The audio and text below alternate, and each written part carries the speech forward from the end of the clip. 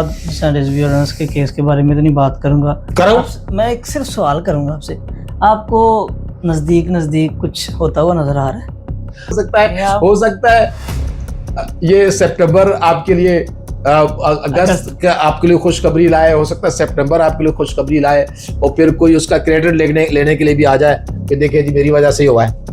تو مجھے یہ بتائیے گا, آپ کہتے ہیں کہ شورا باہر ہے, آپ کے پاس کیا کوئی ہے کوئی پروف باہر؟ چلو آپ اندر کے دلائل ثبوت دے دینا, جب آپ اندر کے ثبوت دے دو گے تو میں باہر کے دے دوں گا. آپ کا کوئی پیغام مخلصانہ شورا ممبران کے لیے اور جو ابھی کورٹ وغیرہ کے معاملات کو دیکھ رہے ہیں ان سب کے لیے؟ بھائی ماڑا آدمی ہوں. بسم اللہ الرحمن الرحیم. السلام علیکم ورحمۃ اللہ. میں ہوں کاشف رضا اور آپ دیکھ رہے ہیں میرا چینل کاشف رضا جرنلسٹ, اور میرے ساتھ موجود ہیں احسان علی عارف ایڈوکیٹ صاحب. ہم سر سے بات کریں گے تحریک لبیک پاکستان کے حوالہ سے. 9 ماہ گزر چکے ہیں, ابھی تک جو ان کے سربراہ تھے منظر عام پر نہیں ہے, نہ ہی ان کی پارٹی کا کوئی ایسا بڑا منظر عام پر ہے جو پارٹی کو لیڈ کر سکے. میں آج تھوڑی سی سر کے حوالے سے گفتگو کروں گا.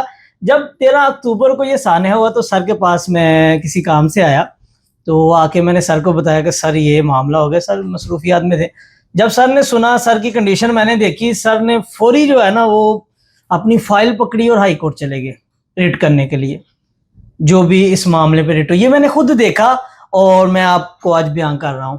سر نے تب آواز اٹھائی, شہداء کے بارے میں آواز اٹھائی, جو مسنگ پرسن تھے ان کے لیے آواز اٹھائی, جو لوگ آتے گئے ان کی ریٹیں فائل کرتے گئے. اور سر نے میرے پوڈ کاسٹ میں یہ بھی بتایا کہ سر نے اس کا کوئی معاوضہ نہیں لیا, کوئی فیس, جو شہداء تھے مسنگ پرسن تھے ان سے کوئی فیس نہیں لی.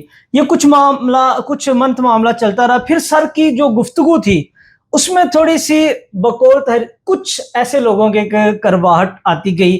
سر کی جو تحریک لبیک پاکستان کے شورا کے ممبران ہیں ان کے جو ہے نا اگینسٹ جو ہے نا باتیں ہونا شروع ہوگی, سر کرنا شروع ہو گئے کہ وہ بول نہیں رہے, اور آگے سے کارکنان کہتے تھے کہ بول اس لیے نہیں رہے, سارے تو اندر ہیں.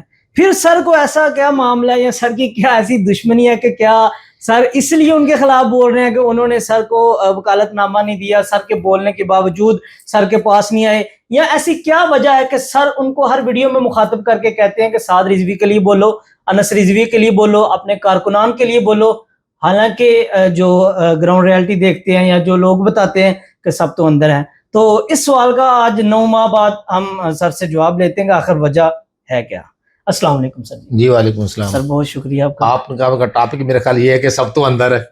آپ کا ٹاپک یہ ہے سب تو اندر ہے. سب تو اندر ہے. اور حقیقت ہے کہ سب کچھ انسان کے بھی اندر ہی ہے. جو اندر ہوتا ہے نا وہ باہر نکلتا ہے. بالکل سر جی. ٹھیک ہے نا. حضور مفسر شہیر مفتی احمد یار خان نعیمی رحمۃ اللہ تعالی بڑی عقلی مثال دیتے ہیں. تو وہ کہتے ہیں جی, لوگ کہتے ہیں نا جی میرے اندر تو بڑا ایمان ہے. بالکل. تو آپ فرماتے ہیں کہ پتیلی اندر سے گرم ہونا تو باہر سے چھونے سے بھی گرم محسوس ہوتی ہے. بالکل. تو جو اندر ہوتا ہے وہ باہر نکلتا ہے. تو اگر اندر ہے تو انشاءاللہ باہر ضرور آئے گا. انشاءاللہ. من میں جو ہوتا ہے وہ باہر آتا ہے. بالکل. ٹھیک ہے نا. تو آپ نہ اپنے جذبات کو کنٹرول کر سکتے ہیں نہ اپنی فیلنگز کو. جب اندر ہوتا ہے تو باہر نکلتا ہے. جو باہر نہیں آ رہا تو اس کا مطلب اندر بھی کچھ نہیں ہے. اب آپ بتائیں, سب تو اندر ہے, اب بتائیے آپ سب تو اندر سے کیا مراد ہے؟ سر جی دیکھیں, میں اس چیز کا شاہد ہوں کہ میں نے آپ کو جاتے ہوئے بھی دیکھا, بڑے آپ کی ایموشنل اور ساری فیلنگ تھی کہ یار یہ کیا ہو گیا, اس طرح نہیں ہونا چاہیے تھا.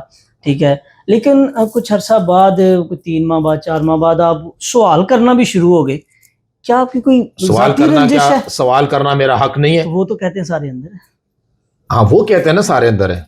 آپ کے پاس کوئی تو اندر سے کوئی اندر سے ہی ہمیں آواز دے, بہت اندر گہرائی سے بولے بھائی جان ہم یہ اندر ہیں. بھائی اندر ہیں تو جہاں اندر ہیں وہ اندر سے بھی کسی ذرائع سے بات بالکل آ سکتی ہے. میں کئی پارٹیاں ہیں جو جیل میں رہ کے لوگوں نے چلائی ہیں. بالکل. ٹھیک ہے.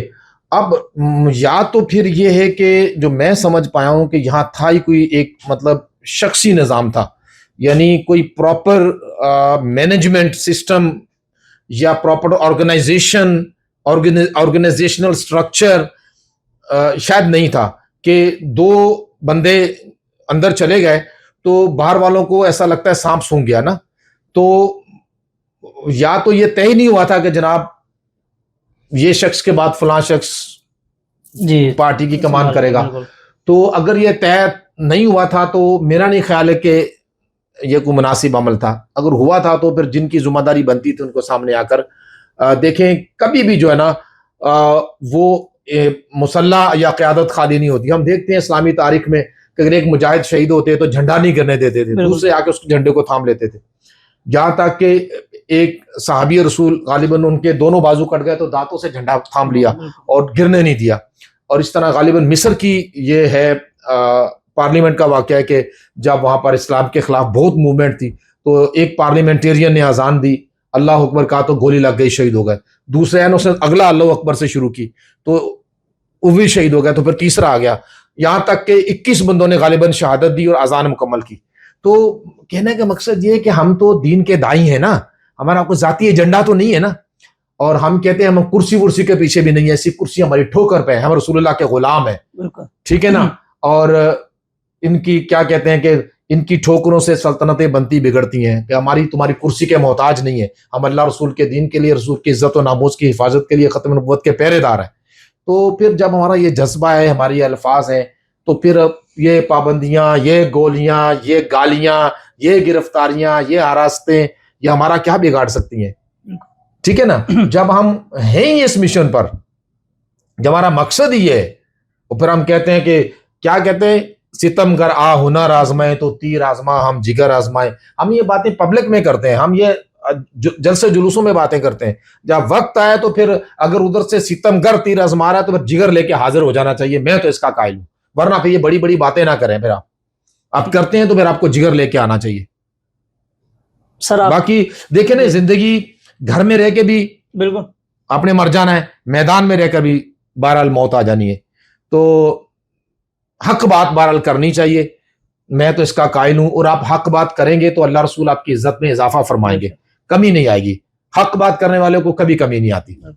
اچھا سر جی, مجھے یہ بتائیے گا, آپ کہتے ہیں کہ شورا باہر ہے, آپ کے پاس کیا کوئی ہے کوئی پروف کا باہر؟ چلو آپ اندر کے دلائل ثبوت دے دینا, جب آپ اندر کے ثبوت دے دو گے تو میں باہر کے دے دوں گا.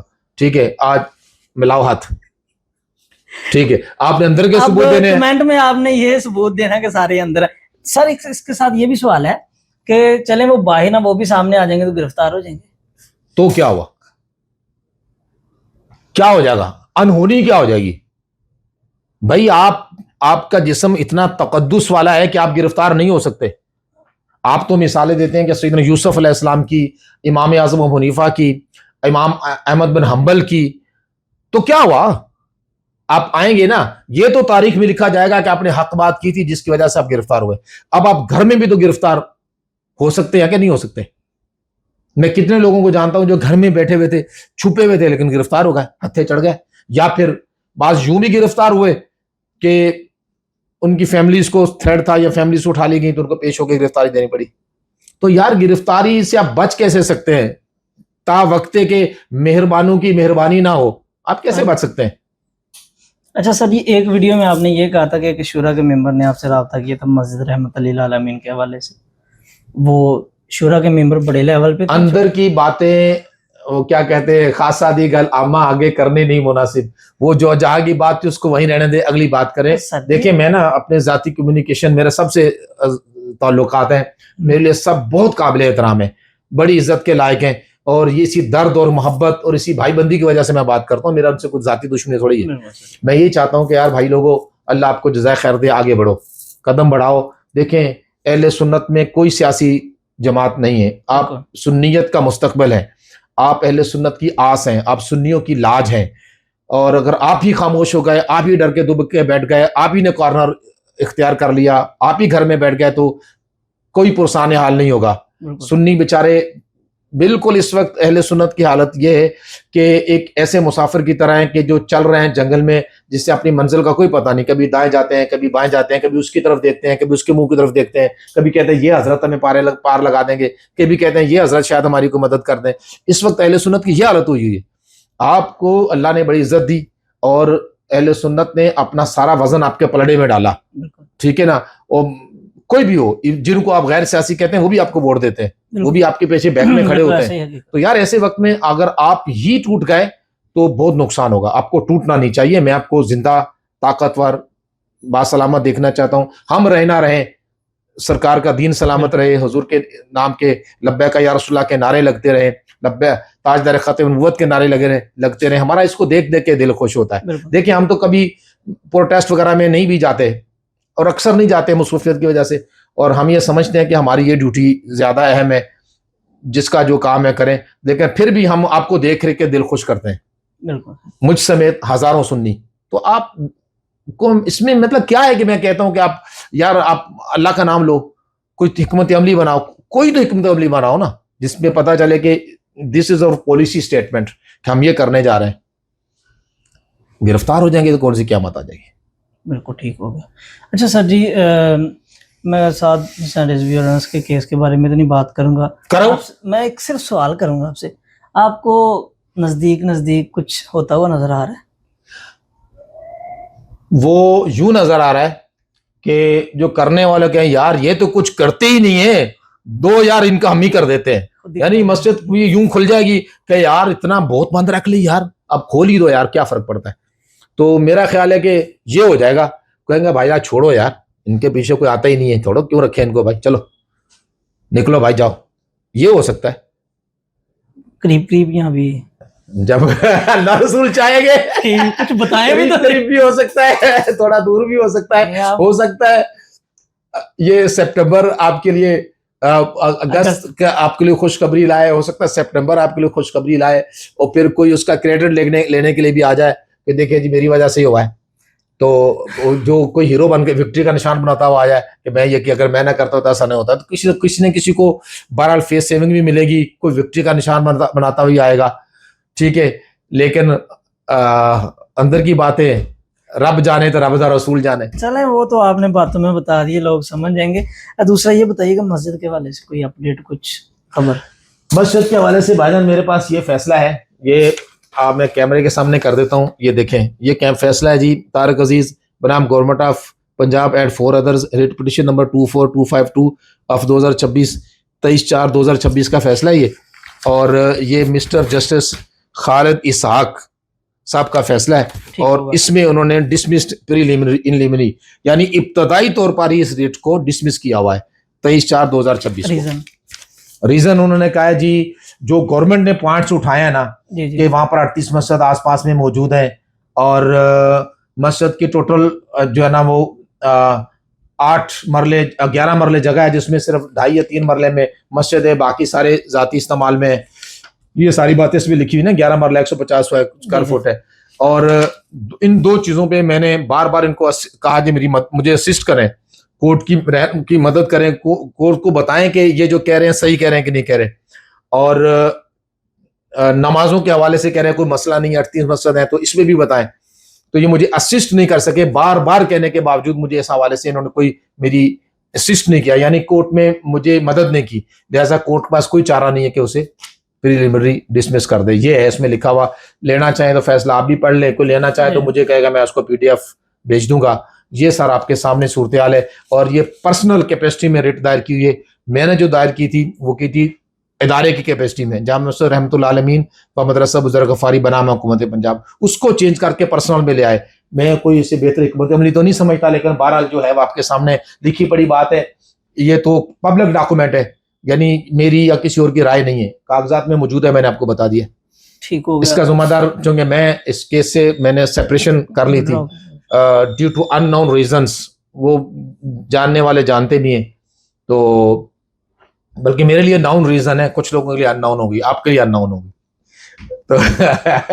तो वो जो है ना, इसलिए वो जवाब दोबारा उनसे किया जाना चाहिए जो इस मामले को डील। अच्छा सर जी, लास्ट पे मुझे ये बता दें कि आपका कोई पैगाम मुखलसाना शुरा मेंबरान के लिए, और जो अभी कोर्ट वगैरह के मामलात को देख रहे हैं उन सब के लिए? भाईजान माड़ा आदमी हूँ, ठीक है, पैगाम तो कायदीन के होते हैं, मेरा कोई पैगाम नहीं है।